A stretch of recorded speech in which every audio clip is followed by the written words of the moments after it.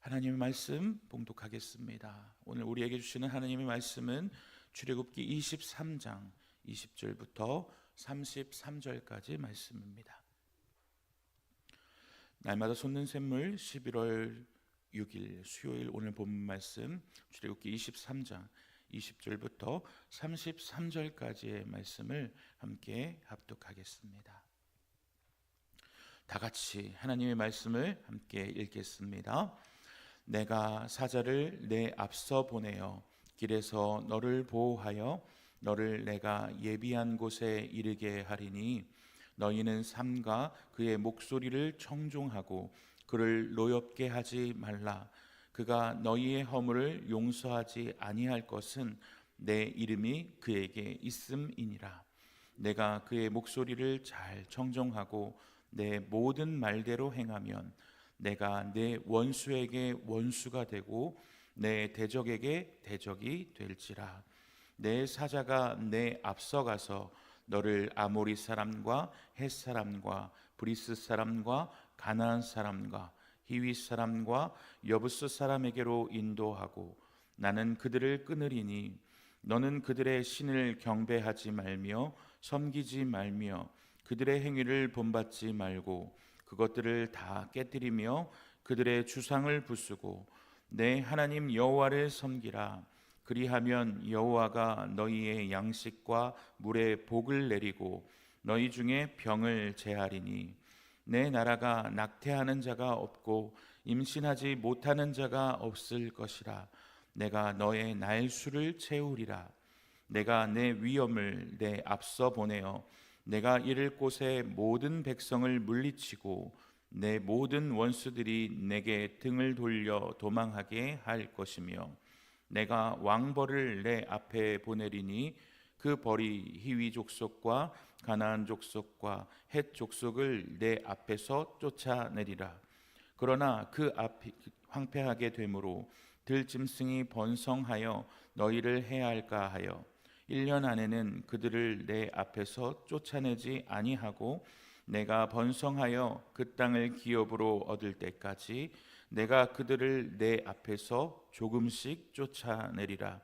내가 내 경계를 홍해에서부터 블레셋 바다까지 광야에서부터 강까지 정하고 그 땅의 주민을 내 손에 넘기리니 내가 그들을 내 앞에서 쫓아낼지라.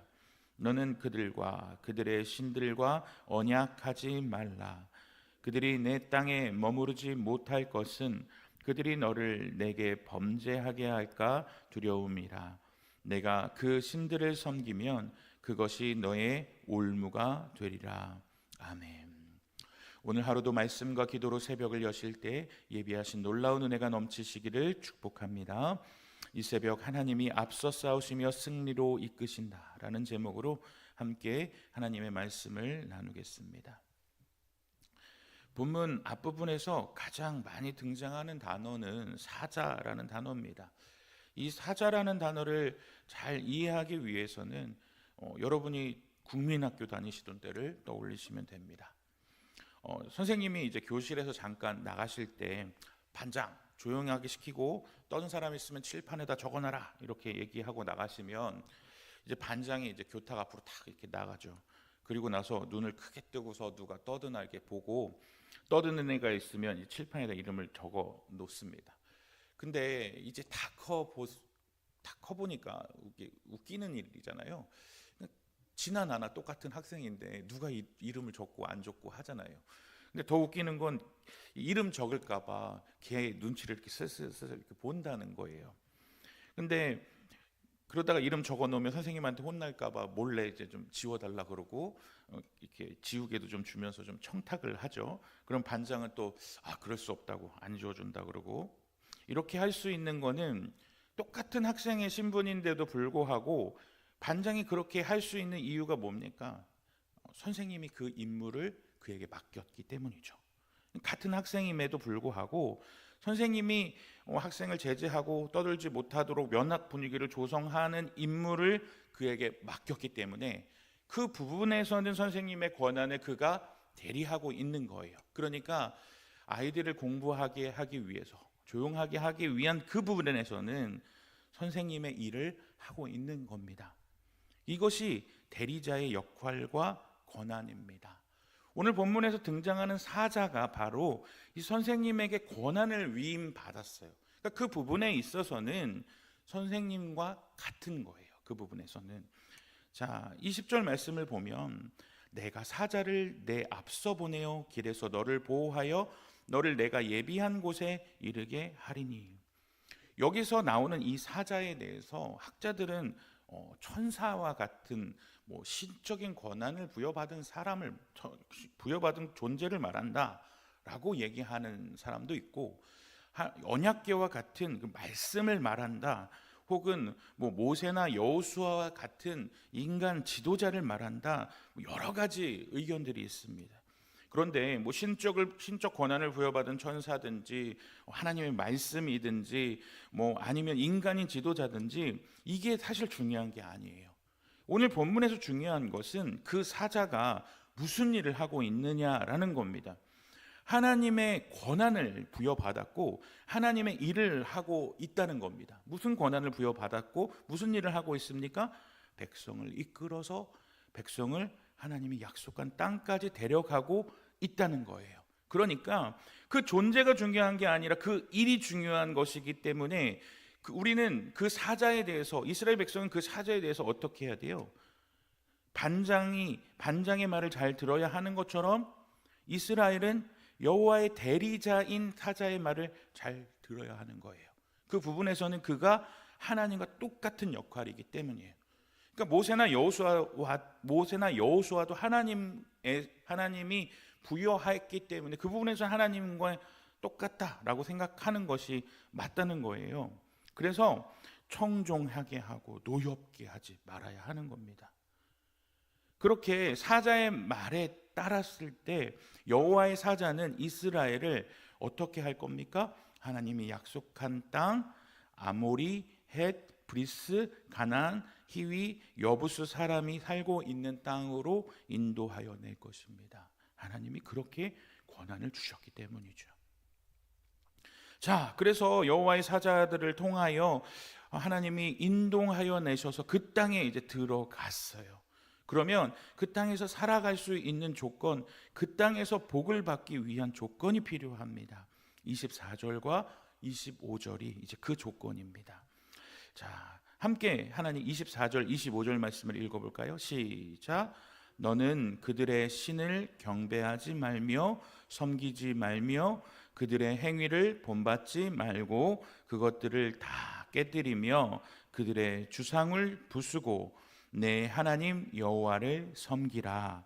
그리하면 여호와가 너희의 양식과 물의 복을 내리고 너희 중에서 병을 제하리니. 자, 그런데 이스라엘 백성들이 어디에 있습니까? 아직 그 땅에 들어가지 못했어요. 그런데 아직 출애굽기에 불과한데도 하나님은 이미 그 땅에 들어갔다는 것을 전제하고 그 땅에 살아갈 것이 분명하기 때문에 명심하게 지켜야 할 것을 말씀합니다. 그게 뭐죠? 그 땅에서 먼저 살아가고 있는 이방인들의 신을 경배하지 말라. 그들을 섬기지 말고 이방인들의 행위를 본받지 말아라. 그들이 섬기고 있는 우상을 깨뜨리고 원어적으로 표현하면 산산조각 내라, 이렇게 말씀합니다. 철저하게 부숴버리라, 이렇게 얘기하시는 거죠. 그렇게 했을 때 하나님은 이스라엘에게 양식과 물을 주겠다고, 건강과 잉태의 복을 주시겠다고, 또 장수의 복을 주시겠다고 말씀합니다. 생각해 보십시오. 고대 근동에서 먹을 것이 있다, 불이 있다, 건강하고 장수한다, 자녀를 잉태하고 낙태하지 않는다, 이거는 최고의 복이라고 할 수 있는 거예요. 아쉬울 것이 없는 복이죠. 이 복을 보다 보면 창세기 12장에 하나님이 아브라함에게 하신 복이 자연스럽게 떠오릅니다. 제가 창세기 12장 2절과 3절 말씀을 읽어드릴게요. 내가 너로 큰 민족을 이루고 내게 복을 주어 내 이름을 창대하게 하리니 너는 복이 될지라. 너를 축복하는 자에게는 내가 복을 내리고 너를 저주하는 자에게는 내가 저주하리니 땅의 모든 족속이 너로 말미암아 복을 얻을 것이라. 큰 민족을 이룬다라는 것은 자녀를 잉태하고 낙태하지 않으면 자연스럽게 민족이 늘어나겠죠. 큰 민족을 이루는 복, 그리고 그렇게 아브라함은 저렇게 양식이 끊이지 않는데, 그리고 자녀들이 아프지 않고 자녀들이 계속 늘어난데, 이렇게 이름을 많이 창대하게 하겠다는 것은 물질적인 복, 사람들에게 있어서 많은 사람들에게 이름을 거론하게 하는 복을 아브라함에게 주시겠다고 했잖아요. 그러니까 아브라함 같이 철저하게 하나님만 따르며 하나님만 섬기는 자에게 복을 주시겠다고 이렇게 약속하셨듯이, 오늘날 이스라엘에게도 똑같은 구조 하에서 나만을 섬기고 따르면 내가 너희에게도 이렇게 해주겠다고 약속하고 계시는 거예요. 반면에 이 말을 뒤집어서 하나님을 섬기지 않고 이방신을 섬기면서 하나님을 거역하는 원수들도 있지 않습니까? 그들은 어떻게 될까요? 27절과 28절을 보면 내가 내 위엄을 내 앞서 보내어 내가 이를 곳의 모든 백성을 물리치고 내 모든 원수들이 내게 등을 돌려 도망하게 할 것이며 내가 왕벌을 내 앞에 보내리니 그 벌이 히위 족속과 가나안 족속과 헷 족속을 내 앞에서 쫓아내리라. 내가 내 위엄을 내 앞서 보내어라는 말은 원어적으로 볼 때는 내가 내 앞에 공포를 보낼 것이다, 이렇게 해석할 수 있어요. 그리고 그것이 물리친 내 모든 백성을, 내가 이를 곳의 모든 백성을 물리친다라는 말은 그 공포가 그들을 덮을 것이다라는 거예요.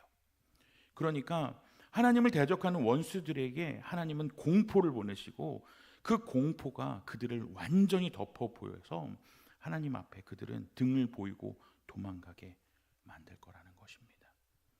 마치 말벌과 같이 거대한 왕벌을 보내셔서 그 왕벌을 피해 도망가듯이 히위 족속, 가나안 족속, 헷 족속을 하나하나 쫓아보내게 될 거라는 겁니다.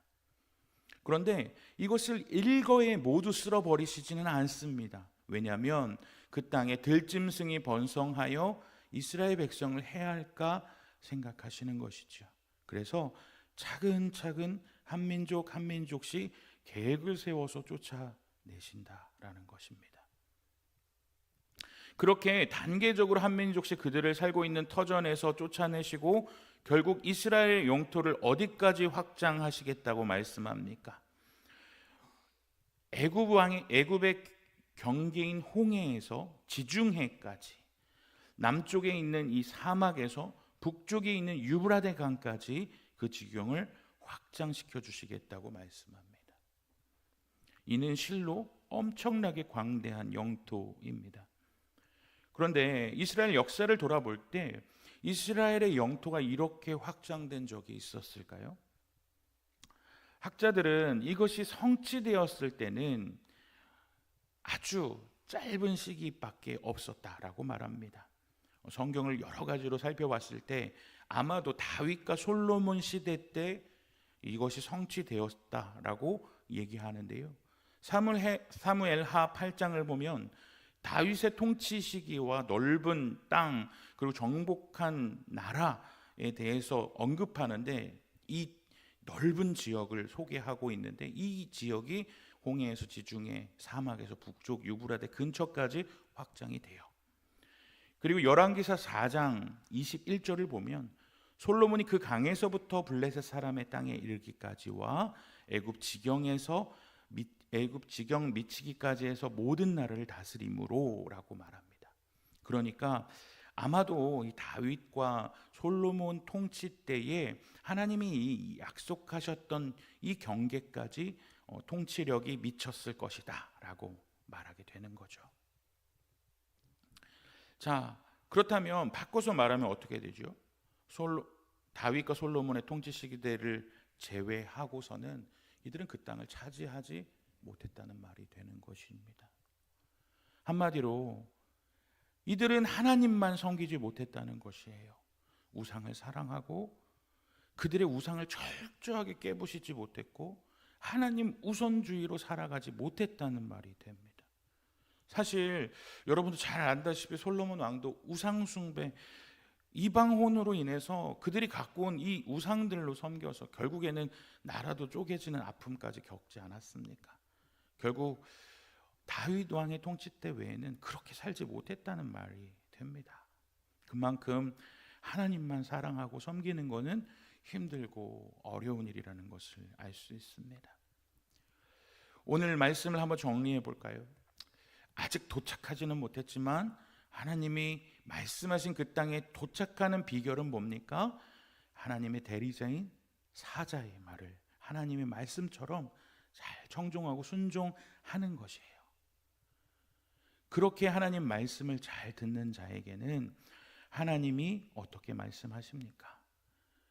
마치 창세기 12장 3절에서 얘기하는 것처럼 너를 축복하는 자에게는 내가 복을 내리고 너를 저주하는 자에게는 내가 저주하리니 땅의 모든 족속이 너로 말미암아 복을 얻을 것이라.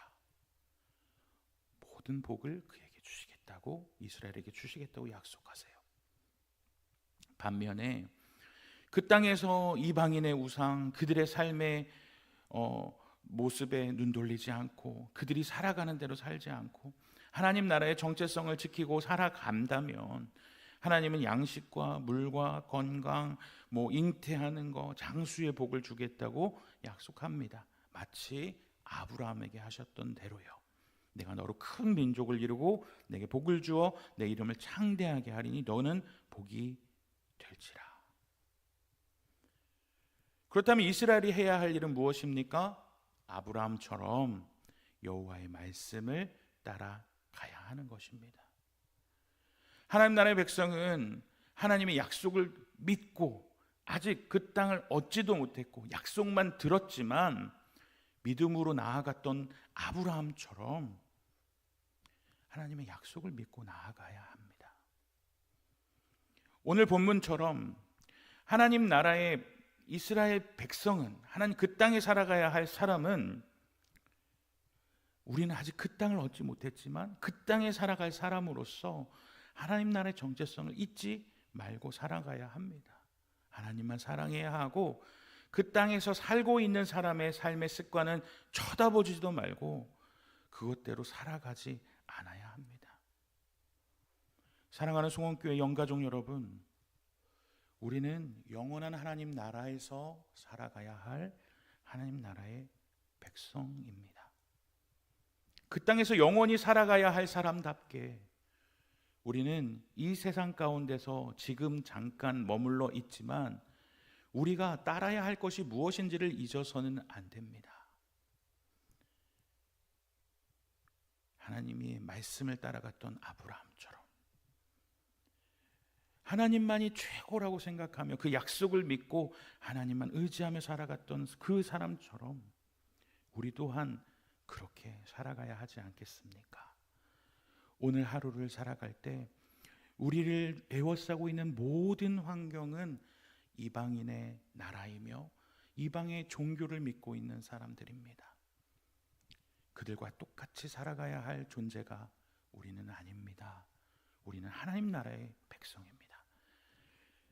이 세상 가운데서 살아가지만 우리는 하나님 나라의 정체성을 잊지 아니하고 하나님 나라의 법칙대로 이방인의 삶의 습관이 좋아 보일지라도 그 습관대로 살아가지 않으면 그것이 하나님을 기쁘시게 하는 것이고 하나님이 그러한 우리를 창대하게 하시고 큰 민족을 이루게 하시고 복을 주어 우리를 복 그 자체로 부르실 것입니다.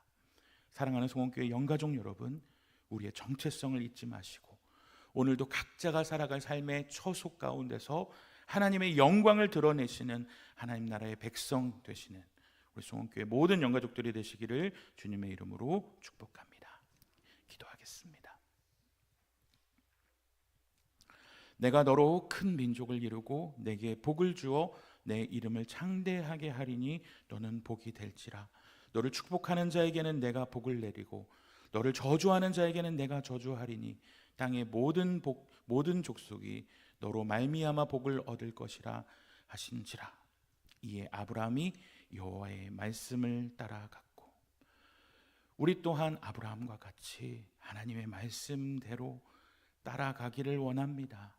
이스라엘 백성과 같이 눈 돌리고 그들의 살아가는 삶의 습관을 쫓아가는 어리석은 인생이 아니라 이 세상 가운데서 발을 딛고 살아가지만 영원한 하나님 나라를 바라보는, 하나님 나라의 정체성을 잊지 않는 우리가 되게 하시고 하나님 나라를 소망할 수 있는 우리가 되게 하여 주옵소서. 오늘 하루의 삶을 주님께 의탁합니다. 하나님 나라의 백성, 주의 모든 송원교회 영가족들의 삶을 붙들어 주시고 오늘 하루도 주님께 영광 올려드릴 수 있는 복의 근원, 우리 모든 송원교회 영가족들을 되게 하여 주옵소서. 예수 그리스도의 이름 받들어 간절히 기도하옵나이다. 아멘.